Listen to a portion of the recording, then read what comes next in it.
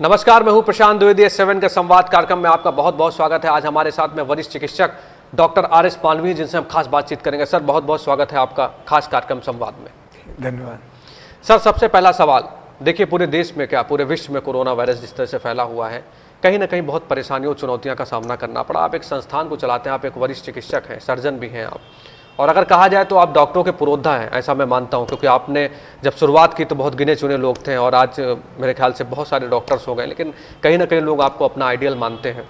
आप मुझे बताइए कि सर किन किन चुनौतियों का सामना आपको करना पड़ा और क्या क्या किया आपने, मैं समझना चाहता हूँ आपसे। कोरोना के विषय में जहाँ तक बात है जी, तो कोरोना के आते ही सारे मेडिकल फ्रेटर्निटी को एक बहुत बड़ी समस्या ये हो गई कि पहले क्लोज डाउन करना पड़ा, सबके अपने नर्स संस्थान बंद कर दिए गए जी, वहाँ पर मरीजों का इलाज देना असंभव हो गया था और इतना ज़्यादा खतरा था, इतना भय था हम सबके मन में कि पता नहीं किसको किस तरह से कोरोना हो जाए। जी, इसकी वजह से बहुत सारे स्टाफ जो दूर से आते थे वो नहीं आ सकते थे। तो कुल मिला के पहले तो बंद ही रही। जैसे जैसे थोड़ा सुधार आया फिर धीरे धीरे संस्थानों के खुलने की प्रक्रिया शुरू हुई। जी, गवर्नमेंट हॉस्पिटल्स के लिए जो संस्थान थे, बड़े या छोटे शहर सभी में इतना दबाव था मरीजों का कि उसको संभालना मुश्किल हुआ जा रहा था। कोरोना के मरीज भी उनको देखने पड़ रहे थे। जी, तो बाद में शासन ने तय किया और उन्होंने ये तय किया कि प्राइवेट जो हॉस्पिटल क्लिनिक्स हैं उनको खोलने की अनुमति दी जाए और उसके लिए उन्होंने कुछ नियम तय किए जिससे वहाँ ध्यान रखा जाए, अनावश्यक न फैले, और उसके तहत ये संस्थान फिर से खोले जाने की प्रक्रिया आरंभ हुई। जी, इसके लिए गवर्नमेंट के द्वारा नामित और ट्रेन किए हुए चिकित्सकों ने ट्रेनिंग देना शुरू किया जिला अस्पताल में। यहाँ पर डॉक्टर बीरबल हम सब लोगों के नोडल ट्रेनर बने जी, और उन्होंने सबको ट्रेनिंग दे लेने के बाद में सब लोगों ने अपनी अपनी विधिवत निर्देश के हिसाब से तैयारियां शुरू की। उसमें बहुत सी चीज़ें शामिल थी कि एक ट्राइएज सिस्टम बनाया गया कि मरीज अंदर आए तो सबसे पहले उसके माथे पे लगा के टेम्परेचर देख लिया जाए, बुखार तो नहीं। अगर बुखार हो तो उसको फीवर क्लिनिक में, जिला अस्पताल में जाने की राय दी जाए। जी, वहाँ से अंदर आते ही उसका हाथ साबुन से धुलवाया जाए और उससे एक फॉर्म पर सारी जानकारियाँ ली जाएं कि वो उसके परिवार में कोई संक्रमित तो नहीं, उसने कोई ऐसे जगह पे यात्रा तो नहीं कर रखी है जहाँ पर से इस तरह के रोगों का आना जाना हुआ हो, और अगर यात्रा की है तो क्या वो क्वारंटाइन हुआ है। तो इन सब जानकारियों को इकट्ठी करवाने के बाद ही जी, उसका ऑक्सीजन उसके ब्लड में नापी गई। तो इस तरह से सुनिश्चित किया गया उसमें कोई लक्षण नहीं है, किसी संक्रमित के साथ उसका नहीं हुआ है, परिवार में पड़ोस में कोई नहीं है, जी, यात्राओं में ऐसी कोई जगह की नहीं है, तब उसको ये अनुमति दी गई कि तब वो दिखा सकता है। और दिखाने की प्रक्रिया में भी जैसा नियम था कि खुले में कोई भी जो घर से निकल रहा है अपने मास्क मुंह पे लगा के रखे, बिल्कुल, दूरियां बना के रखा जाए, कम से कम 6 फुट की दूरी। शुरू में तो 3 ही फुट की थी, लेकिन बाद में जैसे जैसे ज्ञान बढ़ा अब ये दूरी 6 फुट में बदली गई। तो जहाँ पर छोटे छोटे सेटअप थे, जहाँ 10, 12, 15 लोग बैठ जाते थे, अब वहाँ 2 से ज़्यादा लोगों को अनुमति नहीं दी जाती थी। जी, बाकी लोगों को बाहर रोका जाता था। मरीज को देखने के लिए जो स्टाफ हमारा बैठता था वो इसमें रोगी न हो जाए तो वो भी दस्ताने पहन के, मास्क लगा के, और मास्क के ऊपर चेहरे पे फेस शील्ड लगा के, किसी के बोलने से कहीं थूक उड़ जाए, कुछ हो जाए तो उसका प्रभाव उस पर ना आए। जी, और उसको एक एप्रन पहना के बिठाया गया कि उसके कपड़ों पे, माथे पे कहीं भी ऐसे छींटे न रह जाए। तो हमें उनकी भी रक्षा करनी थी, मरीजों की भी और अपनी भी।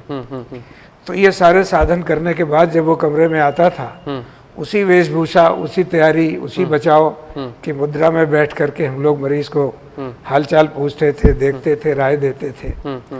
तो ये सारी की सारी एकदम से परिवर्तन आया। जी, लेकिन शासन ने बड़े एक संतुलित तरीके से धीरे धीरे सबको अनुमति दी, लोगों में आत्मविश्वास बढ़ा जी, और इस तरह से जो लोगों को लौट जाना पड़ता था अस्पताल से, उनको भी इलाज की सुविधा मिली, संभव हो गई।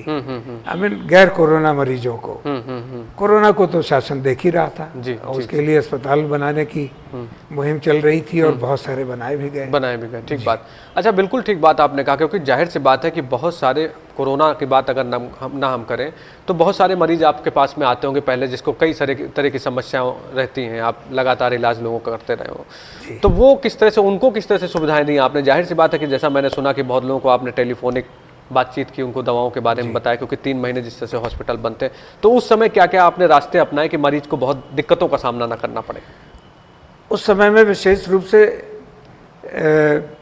हमारे स्वास्थ्य जिला के प्रशासन ने इसमें इनिशिएटिव लिया जी, और उन्होंने सभी IMA के डॉक्टर्स को, जो अगुआ थे, उनको मिला के ये तय किया कि सब लोग 2-2 घंटे के लिए उन अपने टेलीफोन नंबर दे दें जिसको प्रचारित किया जाए, और वो वहाँ पर उपलब्ध रहें जिला अस्पताल में, और वहाँ पर रह कर के जो भी टेलीफोन आते हैं सभी विशेषज्ञता के डॉक्टर एक बार में उपस्थित हों, और 2-2 घंटे बाद उनकी टीम बदलती जाए जी, लेकिन कम से कम 8 घंटे दिन भर में ऐसे लोग उपस्थित हों और लोगों की समस्याओं को सुन के उन्हें समुचित राय दें, और ऐसा किया गया।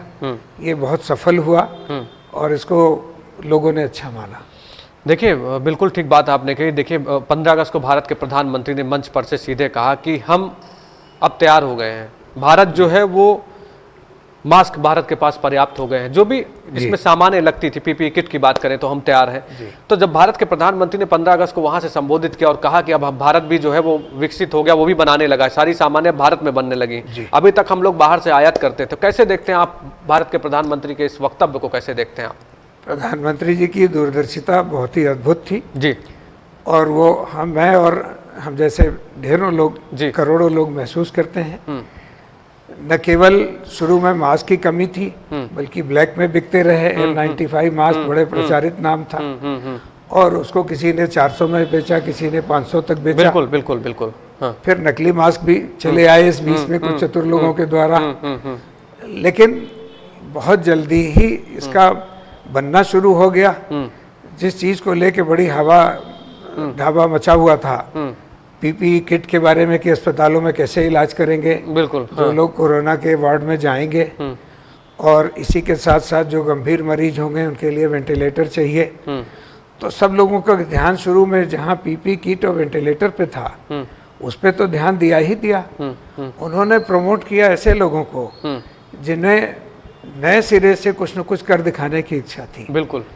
और इस तरह से लोगों को प्रेरित किया गया और लोगों ने उसके लिए अच्छे नतीजे निकाल के दिए। नतीजा हुआ कि इतनी बड़ी संख्या में किट और मास्क बनने लगे कि न केवल देश की जरूरत पूरी हुई, बल्कि विदेशों में निर्यात किए जाने लगे। बिल्कुल बिल्कुल बिल्कुल। एक और अद्भुत बात आई इसी के साथ में जी, बराबर इस पे विचार किया जाता रहा कि केवल N95 ही मास्क चाहिए सबको या और भी कोई विकल्प है। तो उसमें लोगों ने ये महसूस करना शुरू किया कि ये जरूरी नहीं है कि N95 ही एक मास्क है। उसमें कई तरह के मास्क बनने लगे। एक रेस्पिरेटर मास्क कहलाने लगे जी, एक सर्जिकल मास्क जो 3 परतों के होते रहे, उसमें फिल्टर होती है। और इस सब के साथ साथ सबसे बड़ी बात यह है कि इसको खर्चे को कम करने के लिए जरूरी नहीं कि हम बाजार से खरीदा लें। कपड़ों की कई परतों का मास्क, हम अपने गमछे का, अपने रुमाल का, अपने दुपट्टे का बड़े साइज के अगर हैं तो हम उसको मुंह पे लपेट सकते हैं और उसमें हमें सफोकेशन भी नहीं होता जो N95 मास्क के संग अक्सर पाया जाता है देर तक लगाने में।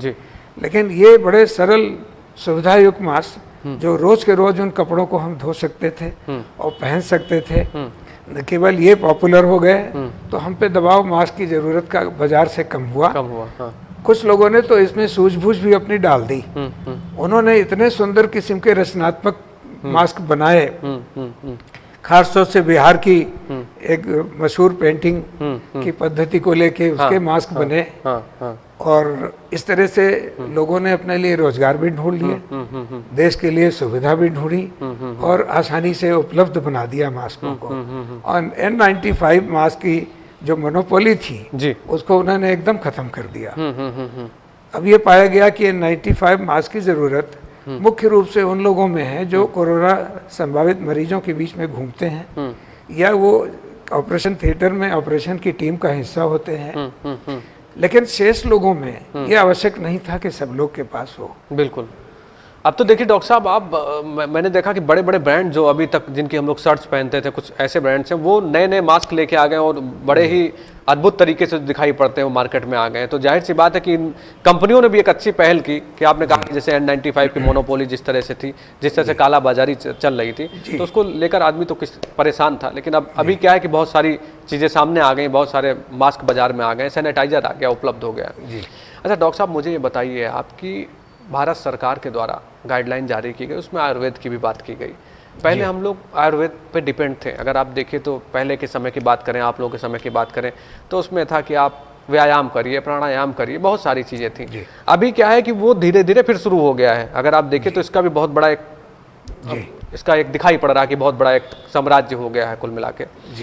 तो कैसे देखते हैं आप इस बीमारी में, इसको कैसे देखते हैं आप, आयुर्वेद और ये प्राणायाम योग? मतलब मैं समझता हूँ कि हम सब के जीवन में जो भारतीय लोग हैं, जो जीवन पद्धति कहा जाता है कि प्राणायाम कोई पूजा या जाति धर्म का सिस्टम नहीं है, ये एक जीवन पद्धति है। इसी प्रकार से आयुर्वेद भी एक जीवन पद्धति है जी। आयुर्वेद तो हमारे रोम रोम में इस तरह से बसा हुआ है कि हमारे यहाँ मेडिसिनल प्लांट की खेती बहुत होती थी। शुरू से इसकी महत्ता को हमारे साधु संतों ने जाना था, पूर्वजों ने, उन्होंने इसका जगह जगह उल्लेख भी किया था जी। तो हमारे खाना जो पकता है, खासतौर से जो शाकाहारी भोजन का तरीका है, उसमें हल्दी का भी इस्तेमाल होता था, उसमें अदरक का भी इस्तेमाल होता था, और इसके अलावा ढेरों हमारे मसाले ऐसे हैं जिसको विदेशी लोग एक समय तो उसके अपने नाम से उसको बुक कराने में लगे थे जी। जी बिल्कुल, ये केवल हमारे ही ब्रांड रहे, हमारे नाम से बिके, ट्रेडमार्क पूरा। तो जाने कितने हृदय रोग में उपयोगी दवाएं ढूंढी गई। ये सब दवाएं जो बीमारी में उपयोगी मानी गई, वो सारी की सारी तो हमारे यहाँ रोजमर्रा के भोजन किचन में उपलब्ध और किचन के उपलब्ध। बिल्कुल बिल्कुल ठीक बात। तो इससे ये साबित होता है कि लोगों ने प्राकृतिक चीज, प्राकृतिक चिकित्सा में आयुर्वेद प्राकृतिक चिकित्सा ही का एक रूप है, और उसमें उन्होंने प्राकृतिक चीज़ों की महत्ता को समझा था, और उसी के जरिए वो हमारा बचाव करते थे। प्रिवेंटिव मेडिसिन हमारी चलती थी भोजन के द्वारा जी, और उसी के द्वारा आयुर्वेद हमारे बीमारियों का इलाज करके देती थी। तो कहने का अर्थ ये है कि हल्दी का नाम ऐसा नहीं हो सकता कि कोई भी परिवार कहे भारतीय कि हमने सुना नहीं, कोई ऐसा नहीं जो कहे कि हमने दाल में नहीं डाली, भोजन में नहीं डाली। तो इस प्रकार से बहुत सारी चीज़ें हैं अनगिनत जो हमारे रोम रोम में बसी हुई हैं, हमारे पूजा पाठ में इस्तेमाल होती हैं। बिल्कुल। तो एक तरीके से उसको धार्मिक रूप और रोजमर्रा के जीवन का रूप दिया गया कि स्वाभाविक रूप से हमें उसका मेडिकल बेनिफिट मिलता रहे, मेडिसिनल वैल्यू उसकी हमें स्वाभाविक रूप से मिले। तो आयुर्वेद तो हमारे रोम रोम में बसा ही है। इसके अलावा योग की जहाँ तक बात है जी, तो योग को तो पूरे दुनिया ने स्वीकारा है, और इसके सबसे बड़े पायनियर तो स्वयं प्रधानमंत्री जी हैं। बिल्कुल बिल्कुल, हाँ, वो स्वयं हिस्सा लेते हैं, और नतीजा है कि 100 से ज़्यादा कंट्रीज में योग को अंतर्राष्ट्रीय स्तर मिला, वहाँ प्रैक्टिस किया जाता है अंतर्राष्ट्रीय दिवस पर। साथ ही साथ में ये बराबर महसूस किया गया, जो ज्ञानी लोग थे उन्होंने ये भी बराबर कहा कि कोरोना की आज के परिप्रेक्ष्य में अगर हम देखें तो कोरोना के सबसे पहले लक्षण हमारे सांस के थे, हमें जुकाम के थे जी, हमारा नाक बहना, निमोनिया, गले की खराश जी, और यही बाद में चल के हमारे लिए खतरा पैदा करते थे। तो हमारा जो योग है वो बेसिकली सांस का व्यायाम है, और सांस पे कंट्रोल करने का व्यायाम है। तो योग करके हमने अपने इम्यून सिस्टम को मजबूत किया, अपने रेस्पिरेटरी सिस्टम के दोषों को दूर किया, उनकी क्षमता का विकास किया। तो एक तरीके से हमने कोरोना से बचत का साधन निकाल लिया। योग को सभी ने स्वीकारा है। बिल्कुल। और इसका सबसे एक रोचक उदाहरण है जी, बताइए सर, बताइए सर, कहना उचित लगे। इस बीच में तरह तरह के व्हाट्सएप में जानकारियां लोग देते रहे अपने तरीके की, हम कैसे करते हैं। तो इसको लेते सबसे एक हमें जो रोचक लगने वाला एक वीडियो देखने को मिला, जिसमें पूना में लता मंगेशकर जी ने अपने पिता, संभवतः हृदयनाथ मंगेशकर जी उनका नाम था, जी जी जी, और उनके मेमोरी में उन्होंने कैंसर हॉस्पिटल बहुत बड़ा सा बनवाया था। वो आज भी है, बहुत पॉपुलर हॉस्पिटल है महाराष्ट्र का। तो वहाँ पर लगभग पैरामेडिकल और मेडिकल मिला के 600 लोग वहाँ कार्यरत हैं। कोरोना के दौरान में भी कैंसर के इलाज रोका नहीं जा सकता था, उसके ऑपरेशन और इलाज वहाँ बराबर होते रहे जी। एक वहाँ के डॉक्टर ने एक वीडियो डाला जिसमें उन्होंने नाक से प्राणायाम करके और जल नेति करके दिखाया कि हम लोग जब अपने हॉस्पिटल में सुबह आते हैं तो ये तय पाया गया कि हम लोग ये व्यायाम करके तब अपना काम शुरू करें और जाते समय फिर से एक बार वही करके जाएं, जिसमें मुश्किल से 2 मिनट का समय खर्च होता था। उनका दावा था कि जब ये वीडियो डाला गया तो उन्होंने कहा था कि 3 महीने से जहाँ पर ढेरों लोग बड़े बड़े अस्पतालों में संक्रमित हो गए, वहाँ पर हमारे हॉस्पिटल का एक भी मेडिकल या पैरामेडिकल व्यक्ति संक्रमित नहीं हुआ, जबकि वो कोरोना के बीच में इलाज और ऑपरेशन सब करते रहे।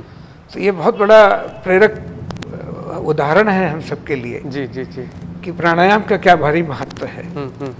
तो हम समझते हैं कि प्राणायाम, योग और आयुर्वेद, ये तीनों ही की बहुत बड़ा योगदान है, क्योंकि कोरोना के इलाज में बराबर यही शिक्षा दी जाती रही कि इम्यूनिटी बढ़ाइए।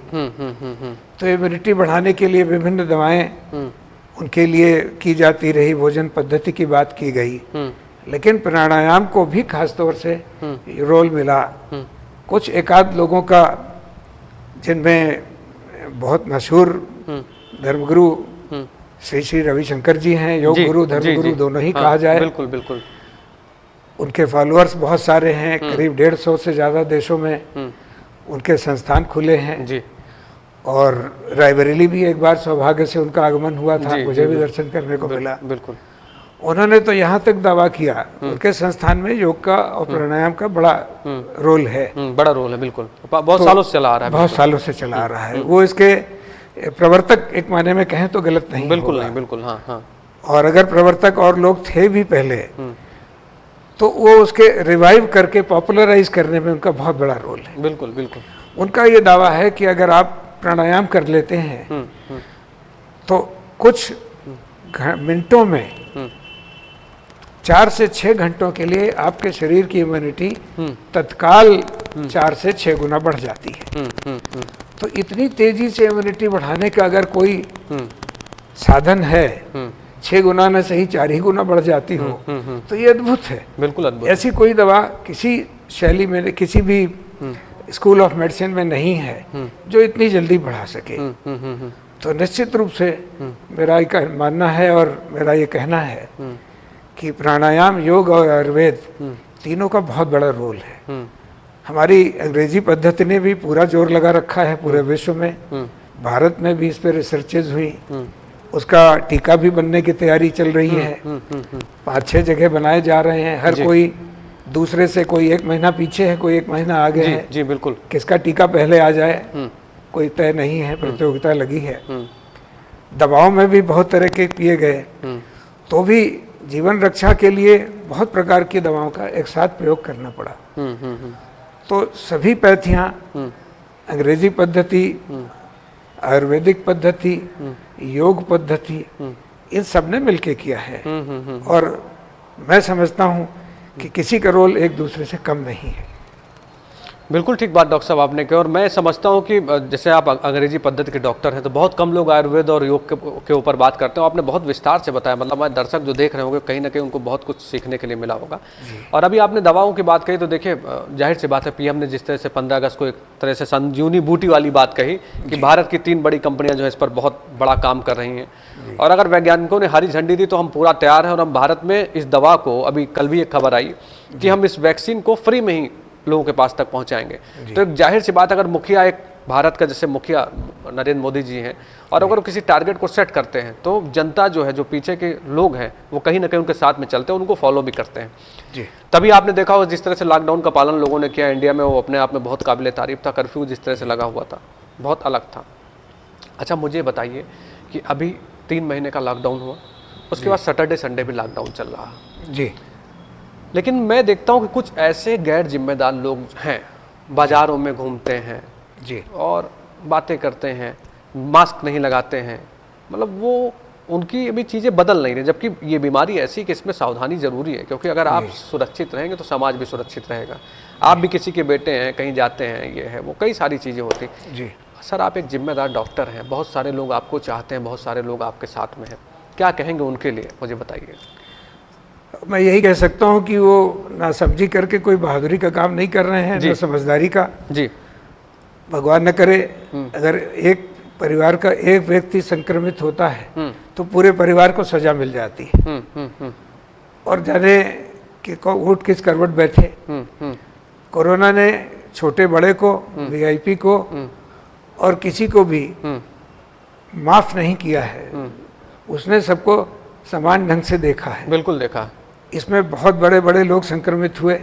हमारे देश के सबसे उच्च स्तर के नेताओं में अगर कहा जाए तो हमारे गृह मंत्री जी अमित शाह जी इससे संक्रमित होने से बच नहीं पाए। उसके अलावा हमारे प्रदेश के कई सारे मंत्री भी, कई सारे कैबिनेट मंत्रियों को हमने खोया जी। लेकिन ये वो सब समर्पित लोग रहे जो काम करते रहे। अमित शाह जी भी भयभीत होने को तैयार नहीं हुए, योद्धा के तौर पे इनको, योद्धा के तौर पे रहे जी। दिल्ली के एक अस्पताल के बारे में किसी चैनल पे जानकारी दी गई कि वहाँ व्यवस्था है, और मुख्यमंत्री श्री केजरीवाल जी ने जब भारत सरकार की मदद मांगी तो उन्होंने न केवल मदद दी, पहले पहुंचे, बल्कि स्वयं पहुंचे। बिल्कुल और पूरी टीम लेके उसी अस्पताल में 1.5 घंटा बैठ के मीटिंग की, जहां जाने का साहस ज्यादातर लोग नहीं कर रहे थे। तो कुल मिला के कहने का मतलब है कि ना उसमें इतने सुरक्षित माहौल में रहने वाले ना हमारे केंद्रीय मंत्री उससे सुरक्षित रह पाए, ना हमारे प्रदेश के मंत्रियों को कोरोना ने माफ किया। उसने सड़क पे चलते आदमियों को अगर कहीं लपेटा तो मंत्री जी को भी नहीं माफ किया। बिल्कुल बिल्कुल। उसने सेलिब्रिटी को भी माफ नहीं किया। ठीक बात है। हमारे देश के बल्कि इस मिलेनियम के सबसे बड़े कलाकार में अमिताभ बच्चन जी, हाँ, उनके बेटे, उनकी बहू, उनकी पोती, सभी इसकी लपेट में आए। और एक मशहूर ऋषिराज कपूर जी, उन्होंने अपना जीवन खोया। तो इस प्रकार से हमारा कहने का मतलब है कि अगर कोई इसमें फिर भी नहीं समझता, फिर भी नहीं देखने को तैयार है, तो ये तो वैसे ही है जैसे कोई आत्महत्या करने पे उतारू हो। यही कह सकते हैं कि जबरदस्ती की जाए तो उसका नेगेटिव असर आएगा। अभी तक शासन या सरकार ने कहीं पर इसमें शक्ति प्रयोग नहीं किए, नहीं किया, समझाने की कोशिश की है।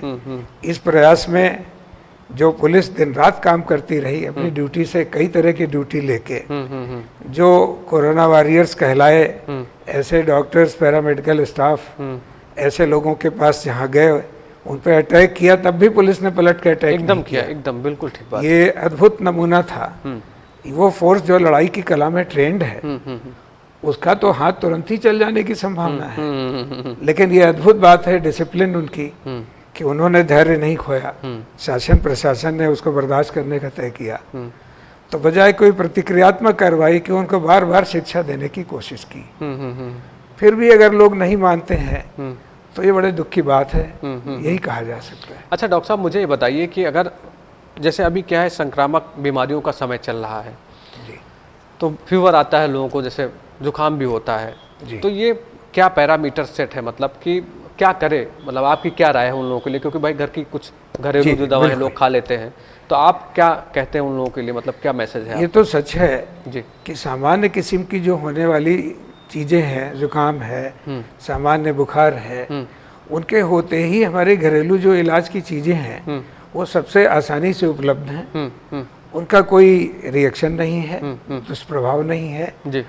और तीसरी चीज़ ये है कि उनको लेने के साथ में तत्काल आतंकित होने के बजाय ये ज़्यादा अच्छा होगा कि वो इन बातों का शुरुआती इलाज करें, मगर ध्यान रखें कुछ चेतावनी के लक्षण है जो क्लासिकल लक्षण वर्णन किए गए हैं कोरोना के लिए, जिसमें खास तौर से सूखी खांसी के संग तेज बुखार आना, जी, अत्यधिक सरदर्द, और उसमें भी सबसे बड़ी बात असामान्य रूप से कमजोरी का महसूस होना। अगर ऐसा होता है तो हमें शंका करनी चाहिए कहीं हमें कोरोना तो नहीं, तो हमें ऐसे में जाके कहीं डॉक्टर से राय लेनी चाहिए।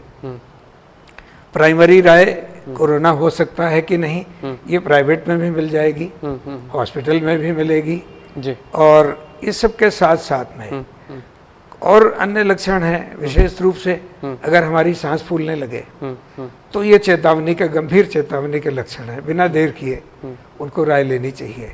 लेकिन हल्की फुल्की खांसी है और हमें कोई दिक्कत नहीं, तो सामान्य घर में जब बुखार फैलता है जाड़ों के दिनों में तो कहते हैं वायरल बुखार है भाई, घर में एक हुआ तो सबको बारी बारी होगा। ठीक बात है। तो हम अपने को थोड़ा बचा के रखें, कोरोना की जानकारी के परिप्रेक्ष्य में थोड़ा अतिरिक्त सावधानी बरत के अपने को अलग कर लें, मतलब अपने को बिल्कुल सेपरेट कर लें कुल मिला के। ठीक, न भयभीत हों, न परिवार को भयभीत कराएं, न एकदम दवाओं के लिए दौड़ पड़ें, सामान्य तरीकों को अपनाएं, और अगर उससे हमारा 2-3 दिन में बुखार चला जाता है जी, तो हम समझें कि वो सामान्य था।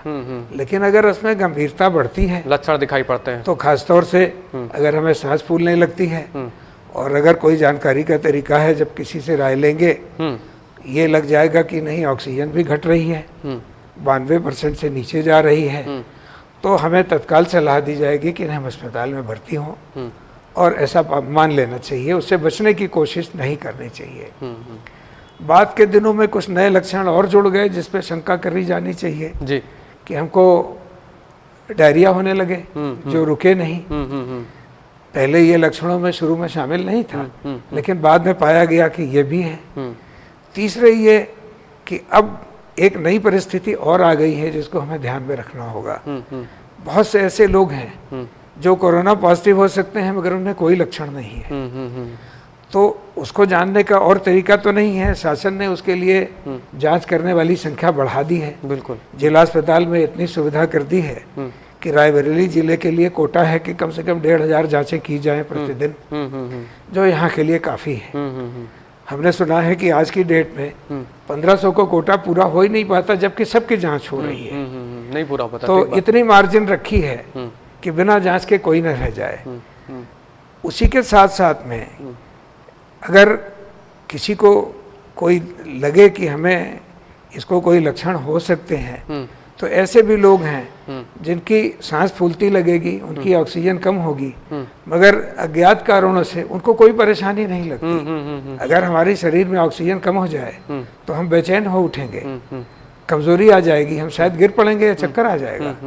लेकिन एक नई परिस्थिति दिखने लगी है कि ऐसा ऑक्सीजन कम हो, सांस हल्की हल्की फूल रही हो, मगर जो पीड़ित है उसको लगता है हम ठीक तो हैं।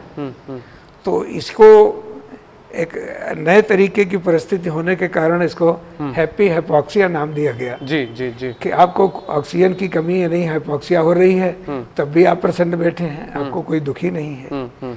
तो ये पाया गया कि जानकार लोगों को ये भी चेतावनी दी जाए कि ऐसा लक्षण अगर किसी में मिले तो उसको भी चेक करें। ये माना गया कि हैप्पी हाइपोक्सिया अगर किसी में मिलता है तो उसको ज़रूर से इलाज करा जाए, क्योंकि ये बताता है कि आने वाले दिनों में ये गंभीर हाइपोक्सिया में बदलेगा। ओके, और ये मरीज सीरियस मरीज में कन्वर्ट हो सकते हैं। तो अगर समय से उनको ऑक्सीजन दे के कंट्रोल कर लिया जाएगा तो वो उस श्रेणी में जाने से बच जाएंगे जहां उन्हें आईसीयू की जरूरत पड़ जाती है। तो इसका मतलब ये है कि जांच कराना सबसे आवश्यक है, और जिस तरह से उत्तर प्रदेश सरकार लगातार आपने बताया कि एक टारगेट सेट है और काफी बड़ी जांचों को कर रहा है, तो जांच सबसे जरूरी है। अगर बेसिक लक्षण आपको दिखाई जरा भी शंका हो तो आप जांच कराइए, तो संकोच न करें। बिल्कुल ठीक बात है।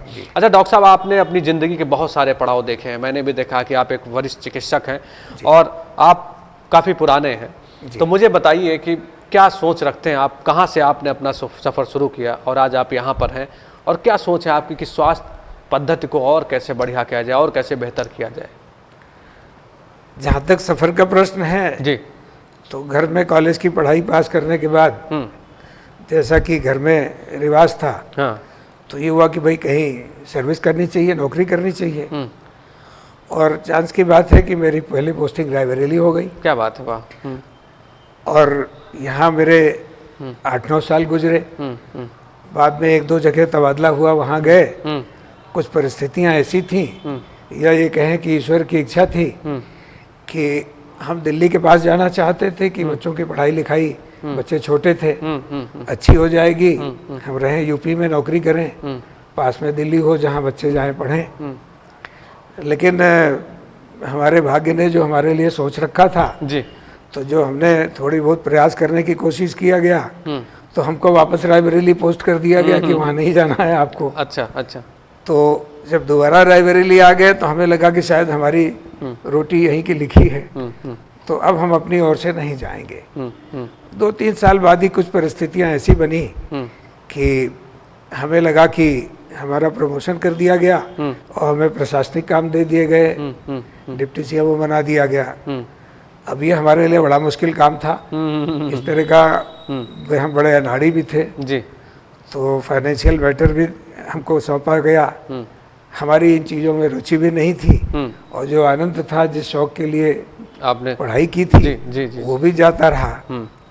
तो कोशिश की, जब कुछ नहीं हो पाया तो फिर हमने स्वैच्छिक सेवानिवृत्ति मांग ली और फिर ये तय किया कि अब हम रायबरेली में ही बसना चाहेंगे। रायबरेली की बड़ी कृपा रही कि उसने हमको स्थान दे दिया और अब हम यहीं के हो गए। तो सन 77 से अब तक जी, ये कहें कि 40 साल की समय हमारा रायबरेली में गुजरा। आए थे तब कहीं और के थे, लेकिन अब हम रायबरेली के। क्या बात है, बहुत बढ़िया। बहुत बहुत सर शुभकामनाएं आपको। आपका आज जन्मदिन भी है। S7 परिवार आपको बहुत बहुत शुभकामनाएं देता कि आप दीर्घायु हों और आपने जो भी मेडिकल क्षेत्र में जो आप काम कर रहे हैं, आप एक पुरोधा की तरह हम लोग आपको देखते हैं। ईश्वर आपको बहुत खुश रखे और बहुत आगे बढ़ाए। बहुत बहुत जन्मदिन की भी आपको बहुत बहुत शुभकामनाएं। बहुत बहुत धन्यवाद। बहुत धन्यवाद आपको। तो ये थे डॉक्टर RS मारवी जो हमारे पास हमारे साथ में जुड़े थे, जिन्होंने साफ तौर पे बताया कि किस तरह से स्वास्थ्य सेवाएं वो कर रहे हैं। उन्होंने अपने बारे में भी बताया और कोरोना वायरस के बारे में उन्होंने बहुत सारी जानकारी दी। सबसे दिलचस्प बात यह है कि उन्होंने आयुर्वेद और योग पर खुलकर बातचीत की हमसे। संवाद में फिर होगी आपसे मुलाकात। इससे पहले आप सुरक्षित रहें, मास्क लगाइए, बाजारों में कम जाइए, क्योंकि अगर आप सुरक्षित रहेंगे तो समाज सुरक्षित रहेगा। बहुत बहुत धन्यवाद। नमस्कार।